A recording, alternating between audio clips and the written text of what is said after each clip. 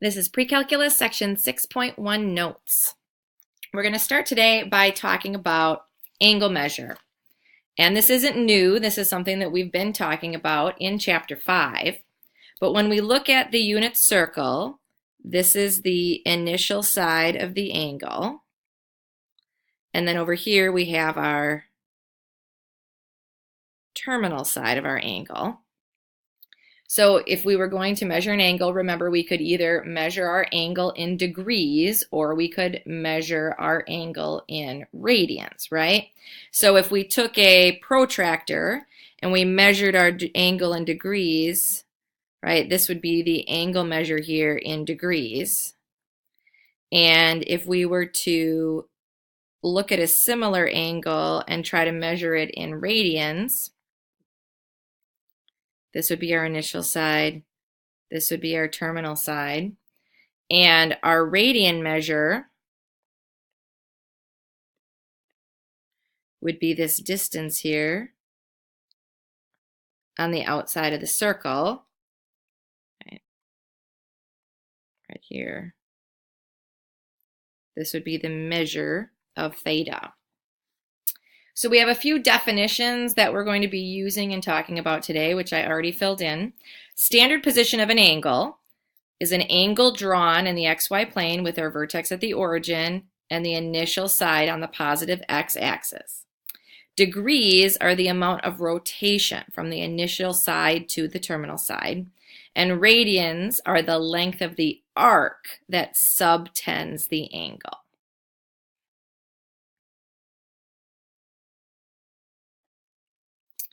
Of course, since we can measure distance around a circle in both radians and degrees, there is a relationship between the two.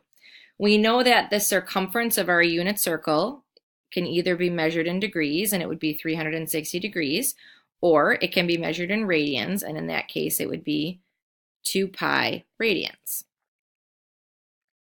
So if we look at the first picture here, our initial side and our terminal side are both on the x-axis. So the measure of this angle would be either 0 degrees or 0 radians. In the second example, we have a straight angle. So the initial side is on the positive x-axis and the terminal side is on the negative x-axis. And we know that the angle measure of a straight angle is either 180 degrees or in radians it would be pi radians. So basically what that tells us is that we can take any angle in the unit circle, we can look at it in terms of radians, we can look at it in terms of degrees, or we could go back and forth between the two, because we know that from the last example, if 180 degrees is equivalent to pi radians, that means that 1 radian would be equal to 180 degrees divided by pi, or approximately 57.3 degrees. So 1 radian is about 57.3 degrees. Likewise, we could also say that 1 degree would be equal to pi divided by 180, which is approximately 0.017 radians. So the next thing we're going to do is just take a look at a couple of examples where we are given an angle measure in degrees and we want to convert them to radians. We know that in order to do this, we're going to multiply by pi over 180. So for our first example, we're going to take negative 135 degrees. We multiply by pi over 180. And we do the simplifying, we multiply straight across the top and straight across the bottom, just like we would with regular fractions. So we're going to get negative 135 pi over 180. But obviously that can be reduced, and it can be reduced down to exactly negative 3 pi over 4 radians. Our second example, 228 degrees, we know that that's not a nice angle measure on the unit circle. So when we turn that into radians, the fraction isn't going to be something we're familiar with, But that's okay. We can either leave it in its fraction form or we can convert it to its decimal form. We'll do both. So we're going to start with 228 degrees.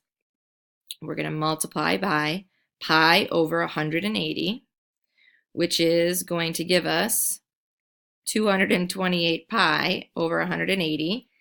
That can be reduced down to 57 pi over 45.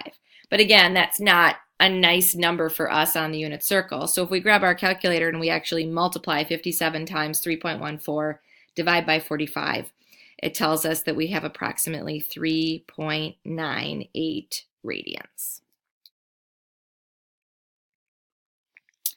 Now we are going to do the opposite of what we were just doing. If we are given an angle measure in radians, then we are going to convert it to degrees.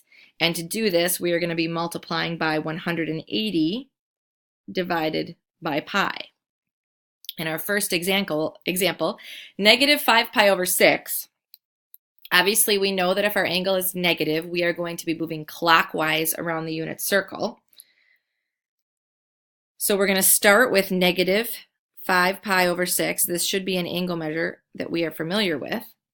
We're going to multiply by 180 over pi. And when we multiply straight across the top and straight across the bottom, the pi on the top and the pi on the bottom are going to cancel out. And we know that 180 is divisible by 6 3 times. So we end up with, 30 times. So we end up with 30 times negative 5, which gives us an angle measure of negative 150 degrees after we reduce. In our second example, we're just starting with 4, okay? So we should probably put a little note here.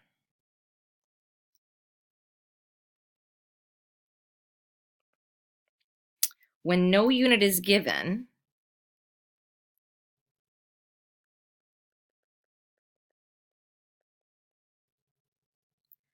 the angle is assumed to be measured in radians.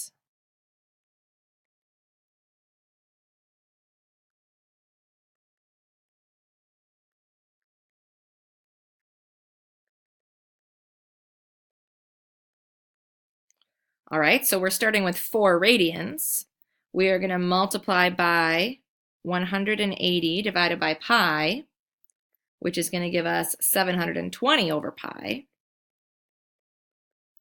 And then if we grab our calculators and do that, that tells us that our angle measure is 229.18 degrees.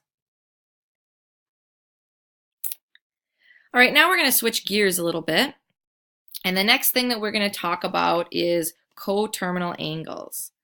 And coterminal angles are 2 angles in standard position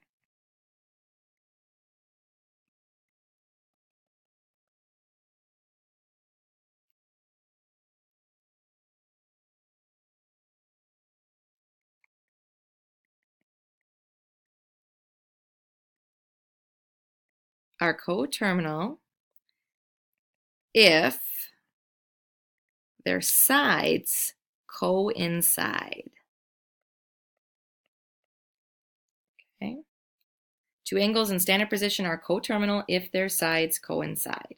So what does that mean? That just means that the ending position of their angles are in the same place.